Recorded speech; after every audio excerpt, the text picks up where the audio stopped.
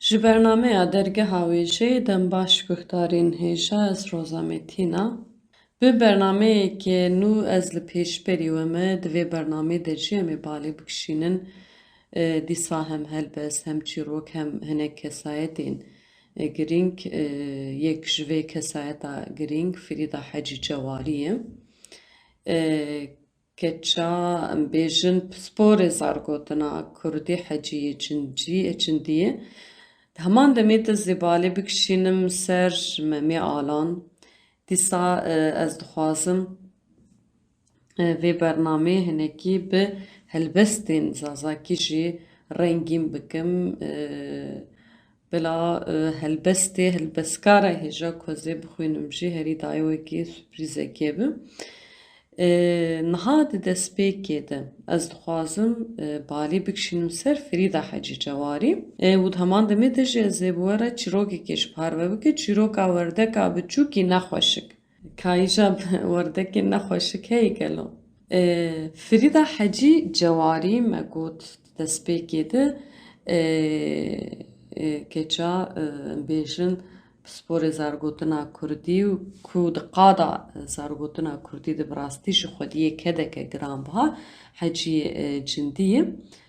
Frîda Hecî Cewarî dehê berfanbara 1934 de li Yerêvana paytexta Ermenistanê hatiye dinyayê. Yani li gor hinek jêderkan tê gotin matematîkzan, fîzîkzan, pedagog, rewşenbîr û nivîskar e. Yani tê gotin di heman demê de jî jineke ku dwarê em bêjin hem nivîskariyê de hem rewşenberiyê de roleke girîng ji wê lîstîye û di heman demê de jî wê heman demê de jî rênîşanî şagirda jî daye. û di heman demê de jî gelek xelatê wê jî heye em ê balê bikişin ser wa xelatana jî. Tê gotin bi qansî pêncî salan ji mamostetî kiriye. Yani ew mamostetî ji şagirdên Kurd jî kiriye, Ermenî jî kiriye, milletên cuda jî kiriye. Ew hînî zanistekê kiriye. Yani li Yerîvanê em bêjin li dibistana çaran qas 5 salan dîsa li dibistana 122 salan yani dibistana 122 salên dûdirêj di herî dawiyê de jî li kolêjeke Yerîvanê mamostetî kiriye. Wê di heman demê de jî 3 salan serokatiya beşa fîzîk matematîkê jî kiriye. û me gotibû tedî hinek xelat jî girtiye. Hurmetnameya Wezareta Ermenistanê ya Ronkayê dîsa madalyeya ji bo karê efatiyê bi münasebeta sedsaliya Lenîn dîsa nîşana serkeftiya pêşvana sosyalîtiyê navê mamostê Metoyîs werdigere dîsa werdigire. 3 caran ji wekî endama şêwra navçeya bajarê Yerîvanê ya bi navê Şahumyanê tê hilbijartin.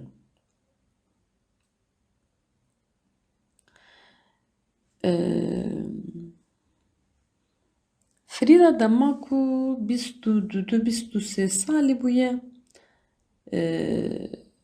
bi bavê xwe Hecî Cindî re tevî xebata elîfba û zimanê Kurdî dibe. Yani ev jî elbet wekî kitêbên hazirkirina dersên Kurdî jî tên naskirin.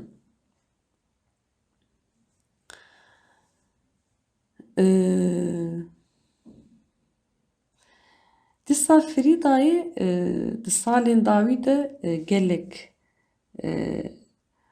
pirtûkên her du em bêjin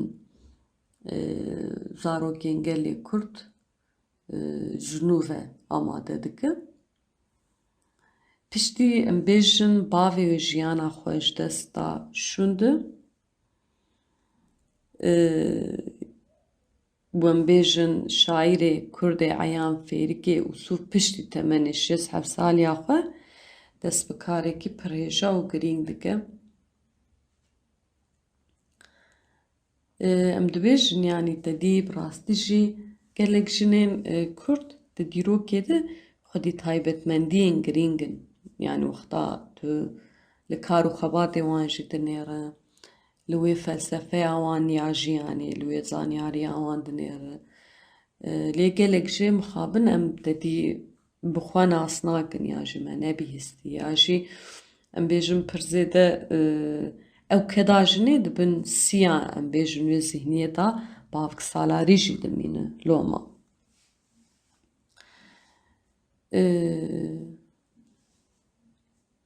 Wexta li memê alan dinêre ew jî yek ji destanên Kurdî û tu lê dinêre gelek varyansên wê jî hene.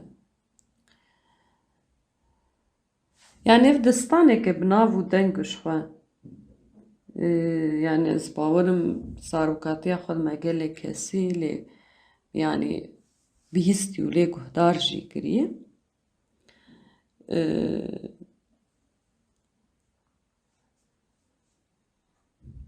Destaneke ku em bêjin dawiya wê elbet bi xemgînî diqede û yani destaneke gelê Kurd e. Bingeha xwe jî em bêjin ji wê bûyer û rastiya civakê yani digire. Wexta tu destê xwe de lê dinêre ew rastiyek wê heye yani hinek destan tu lê dinêre mîtolojîk, hinek destan tu lê dinêre em bêjin ne mîtolojîk lê di eslê xwe de tu peyama lê dinêre di wê peyamê de rastiyeke civakî heye. Ji xwe em bêjin Ehmedê Xanî jî bi navê Memûzîn ev nivîsandiye. Ya ji xwe zaten ew Memûzîn di esê xwe di bingeha xwe ji memê alan distîne. Yani destaneke mezin e bi rastî jî wexta em lê dinêre.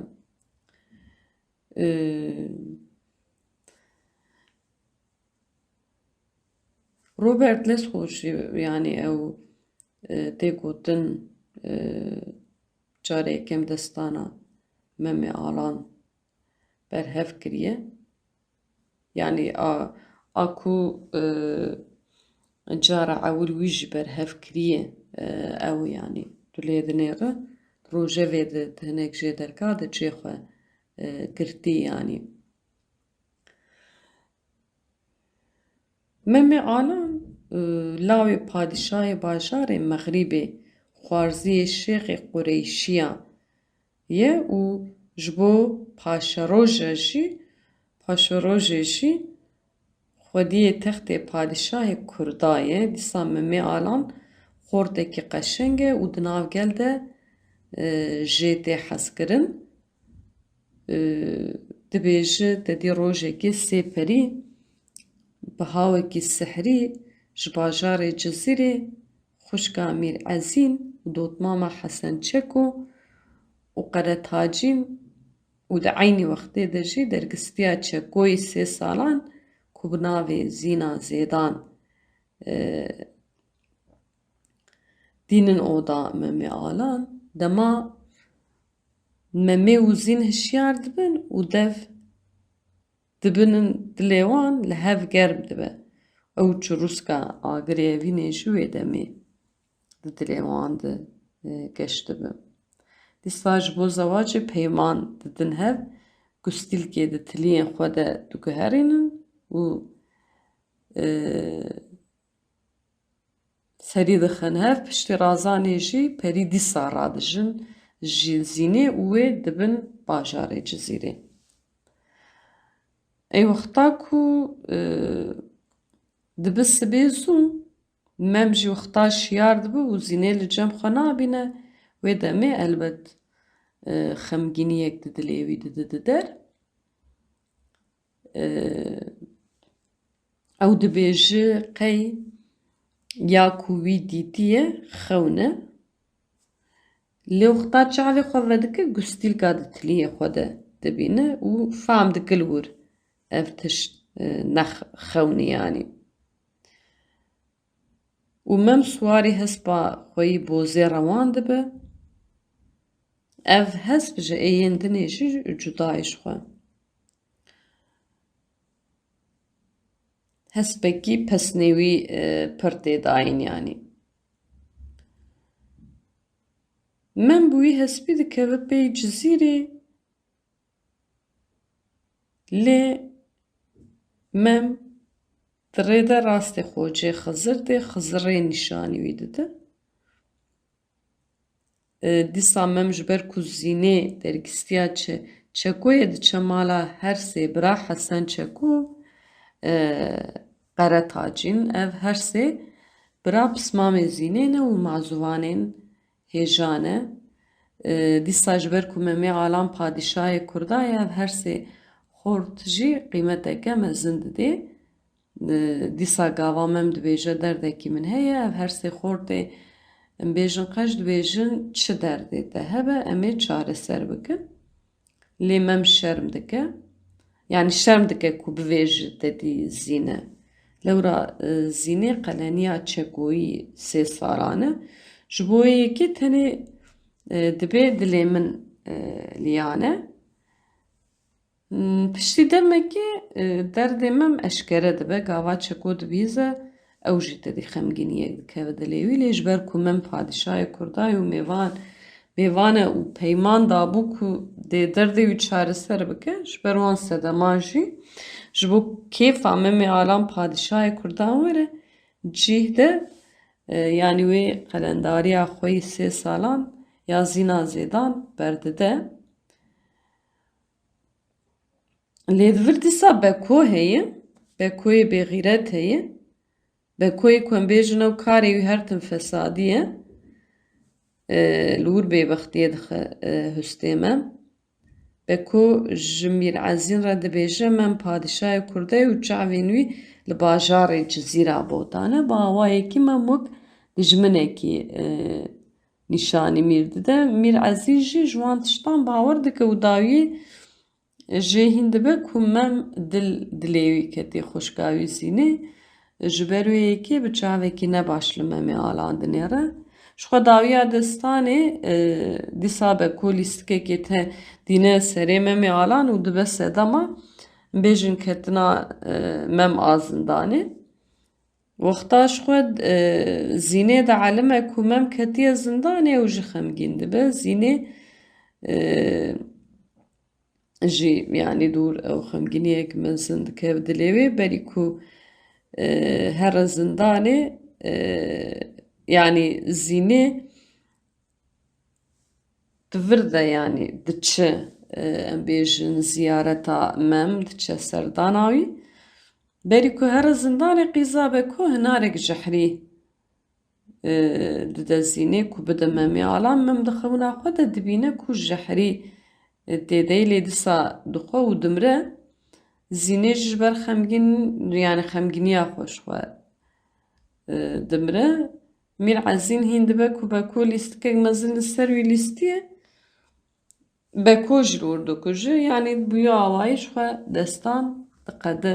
Ev jî dîsa destana yani Memê Alan bû min xwest were parve bikim. Yani ji xwe zaten di vir de yani ew dedî me behsa rastiya civakê kir di vir Beko nîşaneya xerabiyê ye yanî û nîşaneya bêtifaqiyê ye. Ji ber wî havî ev bêtevdîr û bêtifaqiyek ji xwe bûye sedema ku em bêjin Kurd bi salanekê ji xwe dî statûyekê. Belê guhdarên hêjan ha min ji were balkişan ser destana Memê Alan niha jî dixwazim vê carê balê bikişînim ser çîrokekê biyan.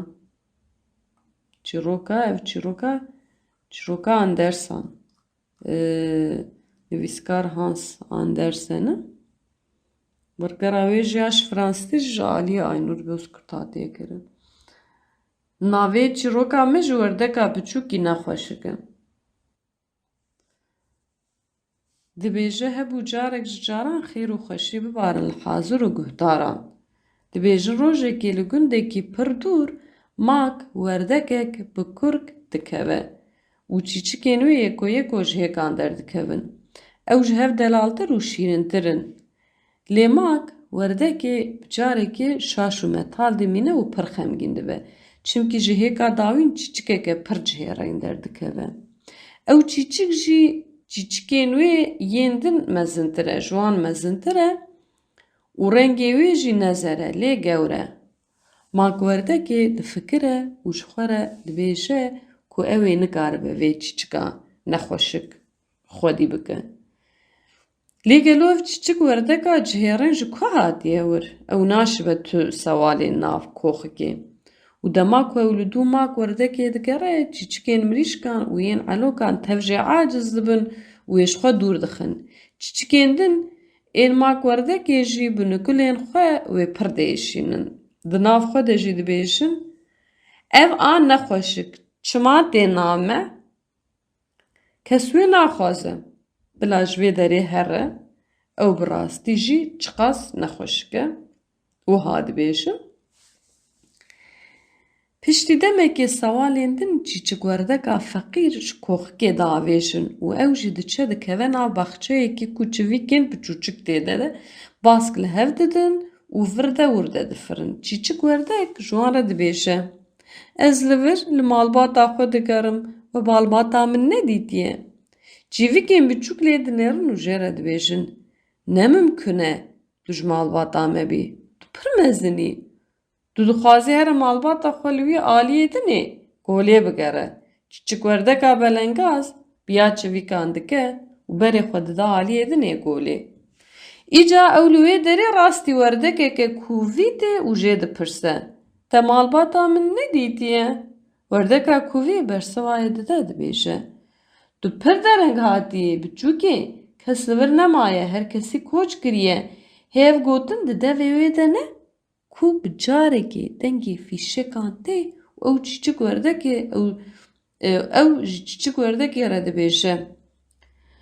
Biçûkê zû here, xwe veşêre, nêçîrvan wê werin vir. Ew dijminên me yên herî xetere ne. Gava ku çîçik werdek xwe di nav hêşînahiyan de vedişêre, werdekên kûvî jî bas li hev didin û ber welatên germ vedifirin. Dûrek kûçikek tê bercem, dora xwe bên dike û bêyî ku tiştekî bi dest bixe vedigere, ji wir diçe. Îce çîçika me ya feqîr ji ber tiştên ku dibîne û dibihîze hêzê de tir şaş û metel dimîne. Û ji wê derê re ku ji bo wê re pir xeter e, bi reverev baz dide diçe. Lê ew ê bi ku de biçe? Gelo ew dîsa here nav koxika xwe? Na, ev ne mimkün e. Çimkî tu kes wê li wê derê naxwaze. Çîçik werdek serê xwe dixe ber xwe. Hêdî hêdî dimeşe heta ku digihê ji ber holîkeke biçûk. Îca ew dikeve hundir û dibîne ku mirîşkek bi kur ketiye. Bîrejinek li ber agir û niştiyê xwe germ dike. Pisîkek jî li ser nivînan xwe dirêj kiriye. Çîçik werdeka me ku ji xwe re piçe germahiyê digere, bawayekî pir xirab tê pêşwazî kirin. Mirîşka spî pir bi hêrs dibe, diqudqude, pisîkê boz xwe gij dike û bi dengekî xoftar dihewîne, dinewîne. Her duyan xwe çeng dikin ku wê bigirin. Çîçik werdek heta ku jê tê baz dide û ji wir bi dûr dikeve. Dawiyê zivistan dê, lepe bertibare û herderqeşa digire, mixabin çîçik werdek ji xwe re cihekî bi ewle nikare bibîne û ew mecbûr dimîne ku dîsa here golê û li wir bimîne. Lê ji xeynî wê tu sewal wê derê nemaye. Masî dibin qeşayê de razane û hemû werdek ber bi welatên germ ve firiyane. Çîçik werdeka me jî li wê derê bi bi tena serê xwe bi zivistaneke dijwar rûbirû dimîne. Lê jor rojek ji rojan piştî şeveke sar û seqem çîçikgerdeka belengaz dîsa ji xwe re li cihekî digere. Dawiyê ji ew ji xwe re maleke germ peydê dike. Ew tevî ku bê hemdê xwe gelek tişt direjîne û dişikîne jî xwediyên malê wê naqewirînin û dihêlin ku çîçikgerdeka me wê zivistanê li cem wan derbas bike. Roj li dû hev derbas dibin û dawiyê bihar tê. Çîçikgerdeka me ya ku êdî têra xwe mezin bûye rojekê bêriya golê dike. Îca ew pir bi xemgînî xatir ji wê malbata dilpak dixwaze û berê xwe dide golê. Gava ku çîçikgerdek digihêje golê dibîne ku sê qûyên delal di nav avê de ne ew jê dipirsin: Tu ji ku derê têyî? Tu li ku derê bûyî? Tu çima bi me re nehatî? Îca çîçikgerdeka me dibîne ku ew bi awayekî pir ecêb dişibe wan qûyan. û tê famkirin ku werdeka biçûkî nexweşik ku herkes jê aciz dibû ku kêfa tu kesî jê re nedihat ew ne werdek bûye lê belê ew qûyeke delal û ciwan bûye. Çîçikgerdeka nexweşik dawiya dawî digihêje malbata xwe. Ew ê dibûye qûyekî simsipî. Qûyeke simsipî ew ji xwe pir bawer e û pir bi ezamet û kibarî di nav golê de avjeniyê dike. Ew mirovan ne jî ji birçîmayînê bitirse. û dema rojên sar jî werin ew ê tevî malbata xwe bifire here welatê gel. Çîroka me qediya xêr û xweşîl hazir û guhdaran bariya. Belê guhdarên hêjan ji we re werdeka biçûkî nexweşik jî xwend niha ez dixwazim bernamê bi helbestekî du helbesta biqedînim. Ev helbest jî helbestên Bedriye Topaçê ku Bedriye Topaçê ji Dêrsimê ye û di heman demê de jî helbesta dinivîsin û xwedî berhemijî. Çekûyê Bêziwanî. Ez torê mektuban nûsena, yew şaristan û vîndîbiyaye ra, yew ziwan û lal ra, ez torê mektuban nûsena. Destanê zarîfe de mawzer, sêne de elîşêr. Ez torê mektuban nûsena, koyanê welatî de adir, çekûyanê bêziwanan de eşq.